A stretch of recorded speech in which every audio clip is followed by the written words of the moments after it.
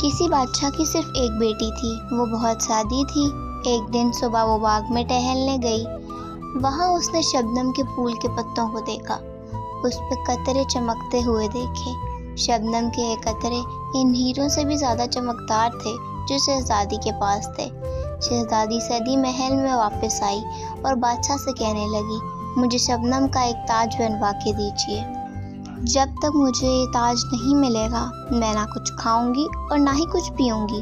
یہ کہہ کر شہزادی نے اپنا کمرہ بند کر لیا اور چادر اوڑھ کر پلنگ پر لیٹ گئی۔ بادشاہ جانتا تھا کہ شبنم کے قطروں سے تاج نہیں بنایا جا سکتا، پھر بھی اس نے شہزادی کی ضد پوری کرنے کے لیے شہر کے تمام سوناروں کو بلوایا اور ان سے کہا، 3 دن کے اندر اندر شبنم کے قطروں کا تاج بنا کر پیش کروا، نہیں تو یہ بہت سخت سزا دی جائے گی۔ بیچارے سونار پریشان کہ شبنم کا تاج کس طرح بنائیں۔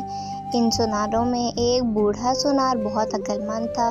سوچتے سوچتے اس کے دماغ میں ایک ترکیب آئی۔ وہ دوسرے دن صبح کو محل کے دروازے پر گیا اور سپاہیوں سے کہا کہ وہ شہزادی کا تاج بنانے آیا ہے۔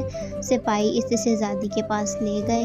بوڑھے سونار نے شہزادی کو جھک کر سلام کیا اور بولا، حضور، میں آپ کا تاج بنانے کے لیے آیا ہوں، لیکن میری ایک چھوٹی سی درخواست ہے۔ کہو، کیا کہنا چاہتے ہو؟ شہزادی نے کہا۔ سونار بولا، آپ باغ میں چل کر مجھے شبنم کے وہ قطرے دیجیے جن کا آپ تاج بنوانا چاہتی ہیں۔ جو قطرے آپ پسند کر کے مجھے دیں گی میں فوراً ان کا تاج بنا دوں گا۔ شہزادی سونار کے ساتھ باغ میں گئی۔ پھولوں اور پتوں پر شبنم کے قطرے چمکتے رہے تھے، لیکن شہزادی نے جس قطرے کو بھی چھوا وہ اس کی انگلیوں پر پانی کی طرح بہہ گیا۔ تب شہزادی نے شرمندہ ہو کر بوڑھے سونار سے معافی مانگی اور عہد کیا کہ وہ اب کبھی ایسی ضد نہیں کرے گی۔